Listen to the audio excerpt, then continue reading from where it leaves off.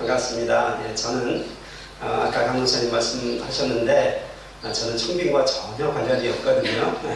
그렇기 때문에 여러분께서 말씀을 들으실 때 제가 얼마나 잘하나 그 평가하지 마시고 또 하나님께서 오늘 여러분들에게 주시는 그 음성을 함께 듣는 시간들이 되었으면 좋겠습니다. 성경은 계시의 책입니다. 계시라는 말은 감추어져 있던 신선하고 초월적인 초자연적인 사실이 인간에게 드러나고 알려지는 것을 의미합니다. 우리는 이 계시가 없으면 하나님을 전혀 알 수도 없고 이해할 수도 없는 것이지요.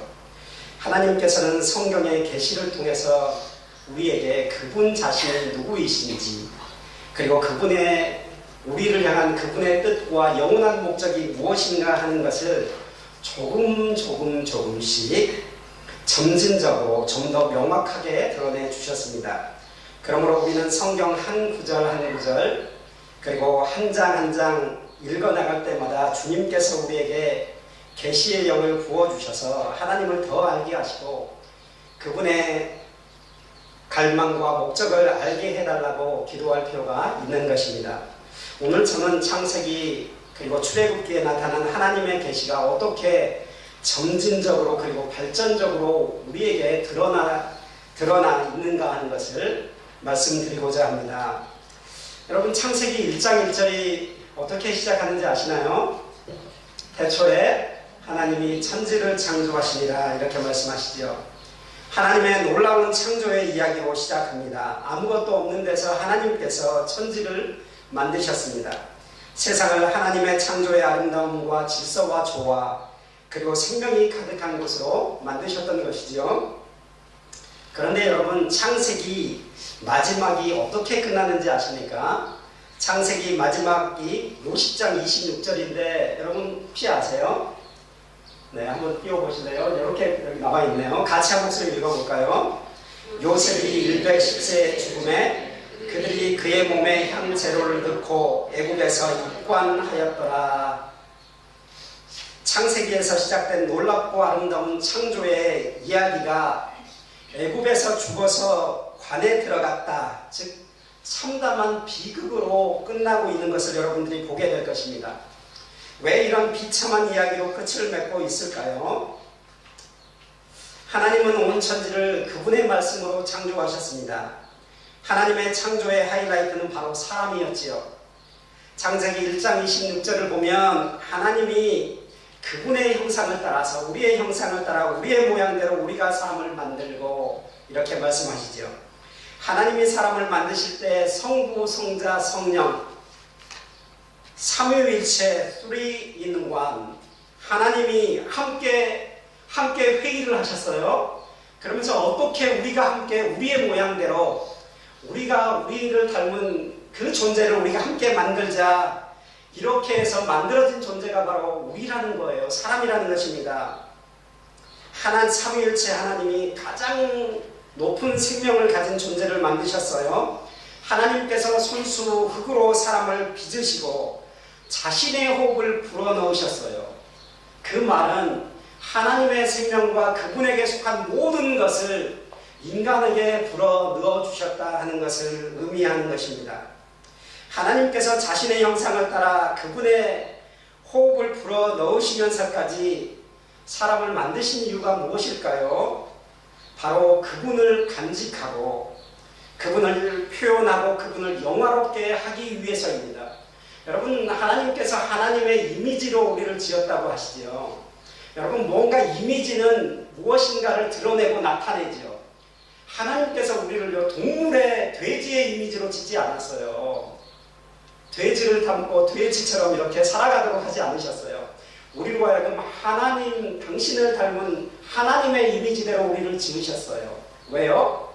우리가 그분을 간직하고 그분을 우리가 표현하고 익스프레스하고 그분을 영화롭게 하는 그런 삶을 우리로 하여금 살아내도록 하기 위해서 그렇게 하셨다는 것입니다. 그만큼 존귀한 존재가 바로 우리들입니다. 사람입니다. 그런 놀라운 하나님의 창조의 결과물인 인간은 하나님을 나타내고 그분을 영화롭게 하는데 그러나 실패하고 말지요. 인간이 하나님의 목적을 성취하는 데 실패하고 타락하도록 이끈 존재가 창세기 3장에 등장하죠. 여러분 누구입니까? 네, 마귀 사탄이죠. 계시록 12장 9절은 이렇게 말해요. 마귀 사탄이라고 불려지는 옛뱀이 사람을 유혹해서 타락하게 했다라고 이야기합니다. 요한복음 8장 44절은 사탄을 살인자요 거짓말장이요 모든 거짓의 아비라고 말을 해요. 사탄은 입만 열면 거짓말을 한다는 거예요. 우리를 속이고, 그래서 결국은 우리에게 있는 소중한 것을 빼앗아가고 우리를 죽이기 위해서 사탄이 사용하는 가장 큰 무기는 바로 거짓말이라는 것입니다. 에베소서 2장 2절은 이렇게 말씀하세요. 바로 그 사탄이 이 타락한 세상의 임금, 공중 권세를 잡은 자라고 말씀하고 있습니다. 그 마귀의 간교한 속임수와 유혹에 빠져서 사람이 하나님을 저버렸지요. 그리고 하나님의 사랑을 저버렸어요. 그리고 그 타락한 결과로 인간은 그 영이 죽게 되어졌지요. 그리고 죄인 그 자체로 조성된 존재가 되어버렸어요. 이 부분을 조금 설명해 드리면 이렇습니다.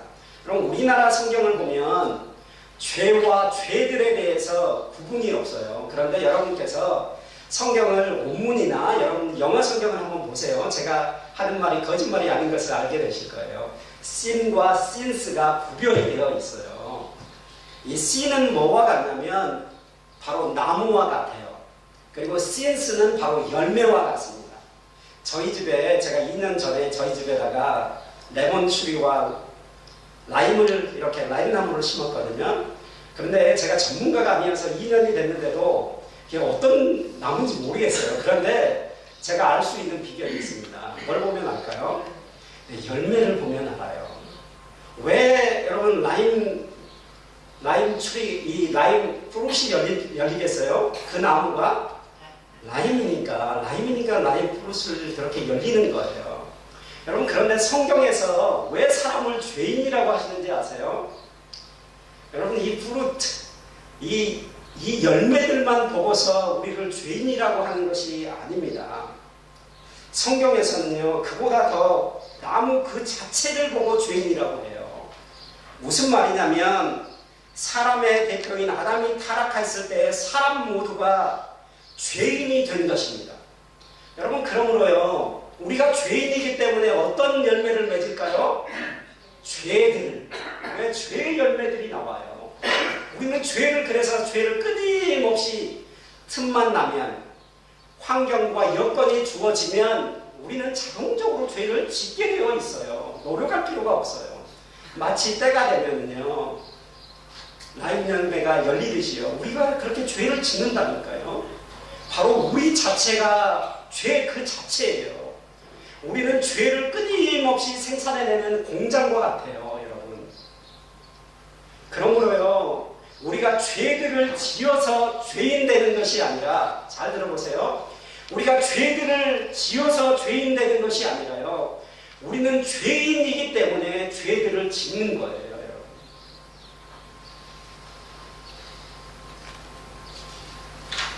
바로 그렇게 우리가 죄인 된 결과로 생명의 생기와 놀라움과 환희로 가득 찬 창세기의 시작이 어떻게 끝나요? 에덴에서 쫓겨나서 사단의 왕국인 애굽에서 죽어서 관에 묻히는 비극적인 이야기로 끝을 보이고 있는 것입니다. 창세기를 이어 출애굽기로 넘어가 볼게요. 출애굽기는 PPT에 나와 있는 것처럼 5부분으로 나와 있거든요. 저렇게 나와 있어요. 첫 번째 부분이 출애굽기 1장이죠. 출애굽기 1장에서는 죄악된 세상을 상징하는 애굽에서 이스라엘 백성들이 이 세상 임금 사탄으로 상징되는 바로의 노예가 되어서 착취와 억압 아래서 고통하며 신음하고 있음을 보여주고 있습니다. 하나님의 보호로 이스라엘 백성들이 억압 속에서도 번성하자 어떻게 하나요? 그 바로가 바로 그 공중권세 잡은 자 임금, 세상 임금 이 사단이 어떻게 하려고 해요? 모든 아이들을 다 죽이고자 합니다. 여러분 죄가 결과가 무엇이라고 이야기했어요? 오늘날에도 사단은 수없이 많은 사람들을 달콤한 속임수로 유혹해서 죄를 짓게 만듭니다. 그리고 죄와 사단의 노예로 만들어요. 거기서 끝나는 게 아니지요. 그 아래서 억압하고 우리의 삶을 착취합니다. 그래서 마침내 우리를 죽이고 멸망시킬 때까지 사단은 쉬지 않고 활동합니다. 출애굽기의 다음 부분은 바로 사탄의 노예가 되어 고통당하며 죽어가는 이스라엘을 하나님께서 불쌍히 여기셨다는 것입니다. 비록 그들이 자신의 창조주 하나님을 거역하고 대적하고 하나님을 떠나 사탄을 쫓았음에도 불구하고 하나님은 그들에 대한 사랑을, 그들을 향한 하나님의 목적을 결코 포기하지 않으셨습니다. 그래서 이스라엘 백성들을 구원하시기로 결정하셨어요. 여러분, 하나님께서 이스라엘 백성들을 어떻게 이 바로의 손아귀에서 구원해내셨습니까? 어떻게요? 네, 모세를 보내셨지요. 그리고 자신의 뜻을 전달하셨어요. 이스라엘 백성들을 이제 내 백성들을 놓아주어라. 바로가 그 말을 순순히 들었나요? 그냥 놓아줬어요? 그렇지 않았죠. 내가 미쳤어? 내 노예들을 놓아주게. 내가 이 노예들 다 죽여버리기까지 결코 나는 놓아주지 않을 거야. 이렇게 큰 소리쳤지요. 하나님께서요, 성경에 보면 피와 개구리, 이파리, 악독, 메뚜기, 이런 흑암의 재앙들을 보내셨어요. 이스라엘 백성들을 구원해내기 위해서 하나님이 참신이다 하는 것을, 하나님이 얼마나 놀라운 파워를 가지고 있는가 하는 것을 보여주셨어요. 여러분, 그것으로 하나님께서 그들의 이스라엘 백성을 구원해낼 수 있었나요? 아니었어요. 아니었습니다. 하나님께서 그들을 구원하시기 위해서 마지막으로 사용하신 게 뭐예요? 뭐예요, 여러분? 네, 장자의 재앙이 있었지요. 어떤 사람만이 구원을 받았어요? 네, 양들을 하나님께서 이렇게 이야기하셨어요. 흠없는 어린 양들을 잡아라. 킬하라고 했죠. 죽였어요. 그리고 그 피를 갖다가 어디에 했어요? 그 대문의 앞에 발랐어요. 그래서 그 하나님의 말씀을 믿고요, 어린 양을 잡아서 그 피를 그 대문에 바른 사람은 어떻게 됐나요? 그 죽음의 재앙이 파스오버 되었어요. 그쵸? 건너갔어요. 이게 6월절이죠. 여러분, 여기서 어린 양이 무엇을 상징합니까? 예, 흠없는 어린 양 예수 그리스도를 상징하지요. 베드로후서 1장 19절은 이렇게 이야기해요. 우리가 구속받은 것은 은이나 금으로 된 것이 아니라 어린 양 대신 예수 그리스도의 흠없는 보배로운 피로 된 것이라, 이렇게 말씀하고 있는 것입니다. 여러분, 구속이라는 것을 말은 하나님께서 우리의 죄값을 지불하시고 우리를 그분의 소유로 사셨다라는 것을 의미합니다. 여러분, 하나님께서 우리를 구원하시기 위해서 치르신 그 죄값이 뭐예요? 대가가 뭡니까? 대가가 뭐예요? 그래요. 예수 그리스도 죄를 알지도 한 번도 짓지도 않으셨던, 그리고 이 세상을 창조하셨던 하나님이 바로 예수 그리스도이십니다. 여러분, 그분이요, 우리를 위해서 죽어주셨다니까요. 그분이 사람의 몸을 입고 이 땅에 오셔서요, 흠없는 어린 양으로서 이 땅에 오셔서 우리를 위해서 죽어주셨습니다. 피 흘리셨어요. 왜요? 죄와 사망의 노예된, 사탄의 노예된 우리를 구원하시기 위해서 그렇게 하신 것입니다. 이게 얼마나 놀라운 은혜예요. 여러분, 하나님이신 예수님이 십자가에서 죽으시고 피 흘리시지 않으시면 우리를 구원할 방법이 없었어요. 그것 때문에 예수님께서 죽으신 것입니다. 하나님께서 어린 양의 피로 이스라엘 백성들을 애굽에서 구출해내시고 그 다음에 어디로 이끄셨나요? 광야로 이끌어 가셨지요. 광야로. 여러분, 한번 생각해 보세요. 이스라엘 백성들이 애굽에서 종살이하면서 얼마나 고생했어요. 그렇죠? 끊임없이 억압당하고 착취당했어요. 노예로 사는 것이 얼마나 비참해요. 그런데 하나님께서 이스라엘 백성을 구속하셨어요. 그 이후에 우리 같으면 이제 고생 끝. 이제 너희들 이제 고생 끝이야. 이제 너희가 이제 파라다이스가 펼쳐질 거고, 이제 너희 고생 안 해도 되고 그냥 편하게 안락한 곳에서 쉬어. 여기 여기 밀양인가요? 이런 비치에 가서 그냥 쫙 릴렉스하고 쉬어. 이렇게 하나님께서 안 하셨어요. 어디로 그들을 이끄셨냐면 광야로 이끄셨어요. 광야. 그럼 광야가 어떤 곳이에요? 물이 없어요. 그렇죠? 먹을 것도 없어요. 거기에 보면 각종 위험한 동물, 독사들이 있고요. 전갈들이 있어요. 위험한 동물들이 있어요. 그런 곳으로요. 낮에는요. 해 때문에 더워서 죽을 것 같고 밤에는 또 추워가지고 너무 죽을 것 같고 하나님께서 이런 곳으로 인도하셨다니까요. 왜 하나님께서 그렇게 하셨을까요? 여러분, 광야는 하나님의 훈련 학교와 같습니다. 사탄의 노예로 살면서 우리 안에, 그들 안에 아직도 남아있는 옛사람의 습성들과 기질들, 끊임없이 어떻게 해요? 사탄의 노예로 살면서요. 끊임없이 입만 열면 불평하고 누군가를 원망하고 탓하고 거짓되고 그리고 음란하고 이런 그들에게 있는 이 모든 옛사람의 그 습성들을 하나님께서 벗겨내기 위해서 하나님께서 사용하시는 도구가 바로 광야였습니다. 여러분, 광야는 하나님의 훈련 학교예요. 그래서 우리 그리스도인들은요, 하나님의 훈련 학교인 광야를 통과할 때에 우리는 변화되고 성장하고 성숙하고 온전에 이를 수 있는 것입니다. 그리고 광야는 이스라엘 백성들이 광야에서 하늘로부터 내려온 만나와 그리고 반석에서 흘러나오는 생수를 경험했던 곳입니다. 여기서 만나와 생수가 무엇을 상징할까요? 바로 예수 그리스도이시죠. 그렇죠? 우리의 생명수 되신 예수 그리스도, 우리의 생명의 빵이 되신 예수 그리스도를 상징해요. 여러분, 이스라엘 백성들은 광야를 통해서요, 살아계신 하나님, 그들의 공급자 되시고 생명이 되신 예수 그리스도, 그분을 만나고 경험하고 의지하는 법들을 광야 속에서 배운 것입니다. 여러분, 지금 여러분의 삶이 광야 한복판에 여러분 놓여 있다고 생각하세요? 여러분, 교회들이 조금 어려우신 것 같아요. 여러분, 그래서 아마 눈물이 나실 거고 힘드실 거예요. 여러분, 기억하십시오. 광야는 결코 그곳은 도리어 하나님을 만나고 생수 되시고 생명의 공급자 되신 예수 그리스도, 그분을 경험하고 우리 자신들이 변화될 수 있는 축복의 장소라는 사실들을 여러분들이 기억하시기를 바랍니다.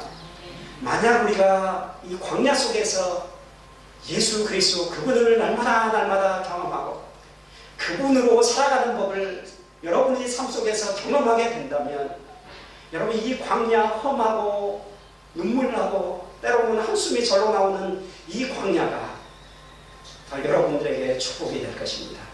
이 광야를 걸어가면서 눈물을 흘리면서도 하나님께 감사하고 하나님을 찬송하고 하나님께 영광을 돌리는, 그리고 기뻐하며 살아가는 그 놀라운 삶의 방식들을 여러분들이 배우시게 될 것입니다. 하나님은 광야에서 구름 기둥과 불 기둥으로 이스라엘 백성들을 보호 인도하시고 만나와 생수를 공급해 주셨어요. 그래서 그 광야에서도 풍성한 삶을 살아갈 수 있도록 살아가는 법을 배우게 하셨습니다. 그리고 출애굽기 19장 20절에 이르면 그들에게 하나님께서 율법을 주세요. 율법을.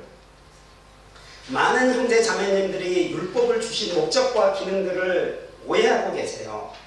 여러분, 율법은요, 하나님께서 우리에게 이건 해도 되고 이건 하면 안 되고, 만약 네가 이것 어기면 내가 너 벌 줄 거야. 너 그럼 죽어. 그러니까 하지 마. 여러분, 이렇게 하기 위해서 주신 것이 아닙니다. 만약 율법이 그렇다면 율법은 우리에게 결코 달콤한 것이 아니겠지요.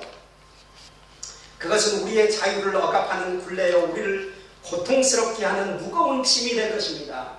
하나님을 믿는 게 율법을 대하면 도리어 불편하겠지요. 즐겁지 않겠지요. 그런데요, 여러분, 성경을 보세요. 모세와 다윗과 선지자들은 이 하나님의 말씀, 이 율법을요, 이렇게 이야기해요. 송이꿀보다 더 달다. 날마다 주야로 내가 묵상하고 되새김질 끊임없이 곱씹고 되새김질하고 마음에 새기고, 그리고 자다가도 벌떡 일어나서 이 말씀, 이 율법을 너무나 사랑해서 자다가도 일어난대요. 왜 그럴까요? 왜 그랬을까요? 왜냐하면 율법은요, 하나님의 자기 계시이기 때문에 그렇습니다. 쉽게 말하면 하나님께서 자기 백성들에게 이렇게 말씀하신 거야. 얘들아, 사랑하는 내 아들과 딸들아, 내가 누구인지 알아? 내가 너 누구인지 내가 자세하게 그리고 친절하게 알려줄게 하고 주신 것이 바로 율법 10계명이라는 거예요. 성도 여러분, 10계명에서 1, 2계명이 뭔 줄 아세요? 이거죠. 다른 신들을 내게 두지 말고, 다른 신들을 만들지도 말고 섬기지도 마라, 이것이죠. 그러면서 왜 하나님이 그렇게 하지 말라고 그러세요? 하나님이 왜 그렇게 하지 말라고 그랬죠? 나는 어떤 하나님이니까? 예, 그렇습니다. 질투하는 하나님이니까 이렇게 말씀하셨어요. 이 말이 무슨 말일까요? 하나님이 이렇게 말씀하시는 거예요. 너는 단지 내 창조물이 아니야. 나는 죄인 되어 애굽에서 종살이 하던 너를 선택하고 구원한 자일 뿐만 아니라 나는 너를 사랑하는 너희들의 남편 되기를 원한단다, 이 말입니다. 나는 변함없이, 그래서 나는 변함없이 너만을 사랑할 것이고 함께 할 거야. 그러므로 너도 나만 사랑해 주었으면 좋겠어. 왜냐하면 너는 내 아내니까, 이 말이에요. 여러분, 저는 제 아내를 무척 사랑합니다. 저는 제 아내와 함께 자고 함께 일어나고 밥을 먹고 대화를 하고 산책을 하고 여행을 함께 하고, 이것이 제게 가장 큰 행복이에요. 즐거움이고 행복입니다. 결혼 전에 연애할 때나 지금이나 제가 고백할 수 있는 건 여전히 사랑해요. 이전보다 더 사랑한다라고 고백할 수 있어요. 그런데 이런 제 아내가요, 어느 날 갑자기 저에 대해서 무관심해져요. 그런데 봤더니 다른 남자를 만나네? 그러면 제가 전화를 했더니 이래요. 봤더니 어디야? 그랬더니 나 다른 남자 만나서 놀고 있거든? 그랬더니 그래요. 그러면 제가 그렇게 했어요. 아, 그래? 나 이해해. 그래, 나랑 사는 거 얼마나 힘들어. 그러니까 남자랑 같이 즐겁게 놀기도 하고 밥도 먹고, 그래, 당신 원하면 오늘 우리 집 안 들어와도 돼. 여러분, 이렇게 제가 할 수 있을까요? 그럼 그렇게 할 수 있을까요? 그렇게 하는 남편이 아주 속 넓은 남편이라고 생각하세요? 제가 만약 더 이상 제 아내를요, 내 아내 아니다 생각하면 저와 아무 상관없고, 더 이상 제가 제 아내 더 이상 사랑하지도 않고 관심도 없고 제가 다른 여자 사랑한다면 그렇게 말할 수 있을지 몰라요. 그런데 제가 그렇게 할 수 없지요. 제 아내니까, 사랑하는 아내니까. 여러분, 하나님께서 이렇게 이야기하시는 거예요. 너는 내 아내야. 나는 너를 너무너무 사랑해. 내가 너희를 얼마나 사랑하는 줄 알아? 내가 너를 위해서 죽어줄 만큼, 십자가에서 흠없는 어린 양이 되어서 죽어줄 만큼 너를 사랑하는 너의 남편이 바로 나 하나님이야. 이렇게 말씀하는 거예요. 그래서 네가 나 외에 다른 신에게 마음을 빼앗기고 다른 신을 사랑하고 섬기면 나는 질투심으로 불타올라. 이렇게 말씀하시는 거예요. 여러분, 이 말씀이 여러분 부담으로 다가오세요? 하나님이 부담스럽고 싫으세요? 하나님께서 어떻게 하시는 거예요? 여러분, 구애하시는 거예요. 구애하고 있는 거예요. 내가 너 이만큼 사랑해. 이렇게 말씀하시는 거예요. 하나님께서 이렇게 말씀하시죠. 나는 거룩하단다. 이렇게 말하죠. 그래서 나는 죄를 철저히 미워해. 나는 죄를 보면 구역질이 나고 참을 수가 없어. 그래서 나는 네가 온갖 세상의 더러움과 악한 것들과 함께 어울리며 살지 않았으면 좋겠어. 여러분, 이렇게 말씀하시는 거예요. 나는 사랑이야. 그러므로 너도 다른 사람들을 사랑했으면 좋겠어. 가난하고 고통당하고 억압당하는 사람들 돌봐주었으면 좋겠어. 내 사랑을 네가 드러내 주었으면 좋겠어. 이렇게 말씀하시는 거죠. 나는 순결하단다. 그래서 나는 네가 간음을 통해서 너 자신을 더럽히지 않기를 원한단다. 나는 정의롭고 선한다. 그러므로 거짓말하지 말고 사기치지 말고 다른 사람 거 빼앗지 마. 하나님께서 이렇게 말씀하시는 것이죠. 여러분, 하나님께서 율법을 통해서 자신을 드러내시면서 이렇게 말씀하시는 거예요. I am God. There is no one like me. 이렇게 말씀하시는 거예요. 내가 바로 하나님이야. 이 세상에 나와 같은 신은 이 세상에 없어. 이거예요. 이 세상에 나만큼 너희를 사랑하는 신은 이 세상에 없어. 이 세상에 나만큼 거룩한 신은 이 세상에 없어. 나만큼 이 세상에서 의롭고 정직한 신은 이 세상에 없어. 여러분, 이렇게 하나님께서 계명들을 통해서 하나님이 자기 자신이 누구인가 하는 것을 드러내세요. 그러면서 이스라엘 백성들에게 이렇게 말씀하시는 거예요. Will you marry me? 이렇게 말씀하시는 거예요. 나와 함께 결혼하지 않겠니? 여러분, 이렇게 말씀하시는 것입니다. 그래서 출애굽기 24장을 보면 하나님께서 언약을 맺으세요. 언약이 뭐예요? 결혼식이죠. 하나님께서 이스라엘 백성들과 함께 영원한 언약을 맺으세요. 그분이 우리의 남편 되시고 그분의 백성들이 그분의 아내가 되는 것입니다. 여러분, 놀랍지요? 그렇기 때문에 이 율법이 너무너무 사랑스러운 것입니다. 율법을 통해서 여러분 하나님을 만나시길 바라요. 그리고 그분이 나를 얼마나 사랑하시는가, 여전히 지금도 나를 향해서 구애하시는 그분의 음성을 여러분 들으시기를 바랍니다. 이제 출애굽기의 마지막 부분이에요. 출애굽기부터 25장부터 40장까지 보면 성막에 관한 이야기예요. 제가 어렸을 때 성경을 제가 구원받고 나서 성경을 너무 사랑하기 시작했어요. 읽고 싶어서 하나님이 누구인지 읽고 싶어 성경을 읽어나갔어요. 창세기 읽는데 재밌더라고요. 출애굽기 24장까지 즐겁더라고요. 익사이팅 하더라고요. 근데 갑자기 25장부터 40장 쭉 나오는데 성막에 대해서 이렇게, 성막에 대해서 이렇게 이 구를 쓰고 이렇게 이런 재료를 쓰고, 그 다음에 제사가 나오더라고요. 제사 제도가 쭉쭉 나오는데 이해도 안 되고, 왜 이렇게 재미가 없는지요. 읽다가 포기할 뻔했어요. 이 부분이 그래요. 근데 여러분, 왜 하나님께서 이 성막에 관한 것을 25장부터 40장에 이르기까지 이렇게 많은 부분을 할애하셔서 하셨을까요? 왜냐하면요, 성막은 여러분 이 모든 부분이 있죠. 하나님께서 그분의 백성들을 구원하시고 그들을 광야에서 인도하여 내시고 그들에게 하나님께서 율법을 주신 것은, 여러분, 그것은 하나의 준비 과정입니다. 프리퍼레이션이에요. 무엇을 위한 프리퍼레이션일까요?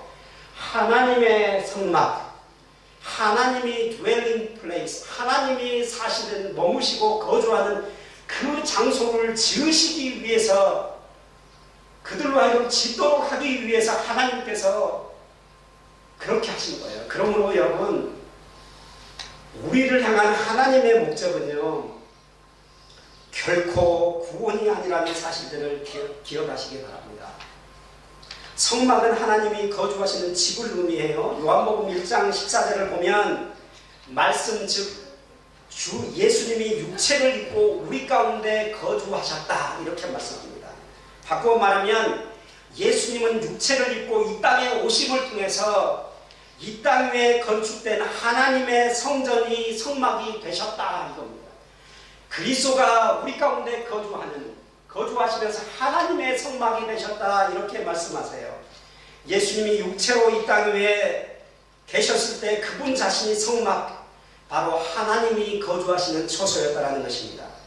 요한복음 2장 19절에서 이렇게 예수님이 말씀하셨어요. 이 성전을 헐라. 그러면 내가 3일 만에 그것을 다시 일으킬 것이다. 그리고 21절은 이렇게 말씀하셨어요. 예수는 자성전된 자기 육체를 가리켜 말씀하시네요. 성전된 자기 육체. 주님은 십자가에서 그의 죽으심으로 그의 몸된 성전은 파괴될 것이지만 제3일에 주께서 부활하심을 통해서 그의 몸된 성전을 다시 일으켜 세우실 것을 아셨습니다.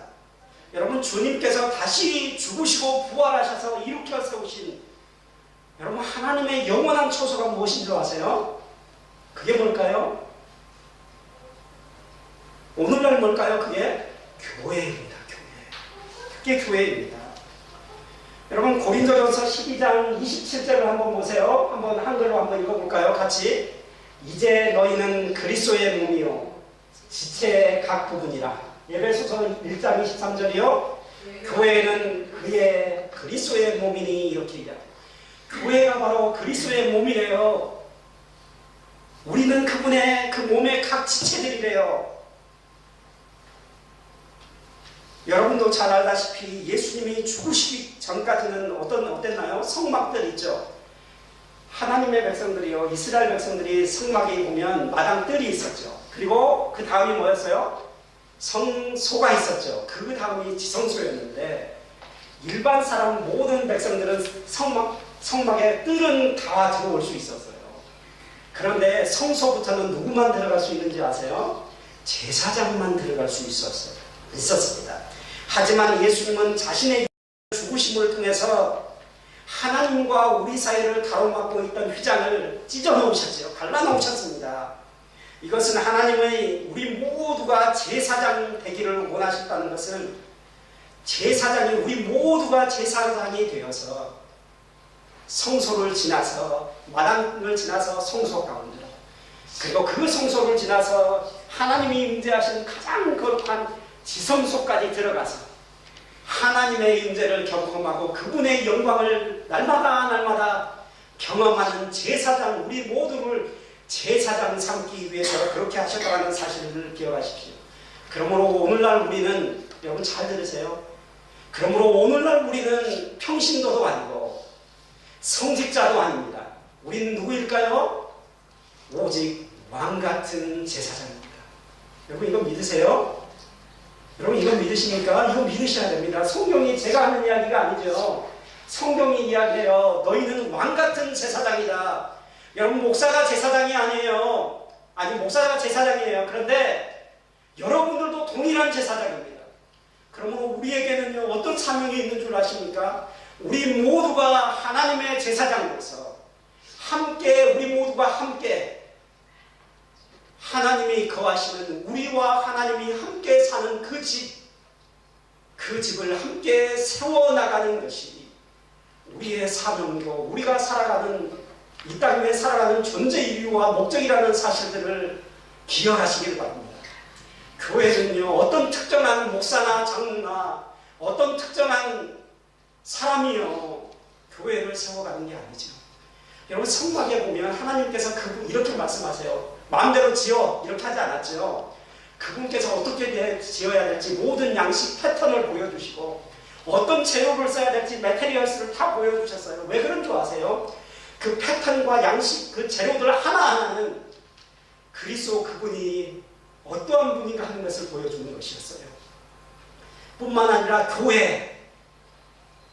교회가 어떠해야 하는 것을 보여주는 것이에요. 여러분 제가 다 알려드릴 교회는 시간이 없으니까. 그런데 그러므로 교회는요 세상의 조직과는 완전히 달라야 합니다. 세상은 상하 조직이 있죠. 계급적이죠. 그러나 교회 안에는 어떤 계급도 없고 세상은 어때요? 세상적인 조직 기업체처럼 운영되는 것이 아니에요. 교회는 그리스도가 머리가 되시고 우리 모두는 그분의 몸이 되고 그분의 지체가 되어서요 함께 하나님의 집을 세워나가는 것이죠. 그런데 오늘날 보면 저는 참 안타까운 게 이거예요. 오늘날 교회를 보면 이런 것 같아요. 머리하고 몸이 분리된 것 같아요. 여러분 이럴 수 없잖아요. 머리는 예를 들면 머리는 하나예요. 분열이 없어요. 삼위일체 하나님이시잖아요. 그런데 교회는 모이면 끊임없이 다투고 싸우고 분열해요. 그럴 수 없지요, 여러분. 아니 머리가 하나인데 거기에 딸려있는 몸은 거기서 분열해 싸워. 네가 높네 남네 이래. 이건 말이 안 되지요. 하나님이 예수님이 머리 대신 예수님은 거룩해요. 그런데 교회는 거짓되고 음란하고 사기치고 말이 안 되죠, 여러분. 그럴 수 없잖아요. 여러분 우리 몸이 있잖아요. 제 몸이 있으면 제가 이 지체 하나하나 몸은요 뇌가 보이지 않잖아요. 그러나 그 지시를 받아서 움직여요. 그쵸? 수행할 뿐이에요. 오늘 교회를 보면 말은 예수님이 우리의 주인이시고 교회가 교회의 머리라고 이야기하는데 그 지체들은 몸은 따로 놀아요. 뭐가 문제가 있는 거죠. 여러분 왜 하나님께서 교회가 어떤 곳이라고요?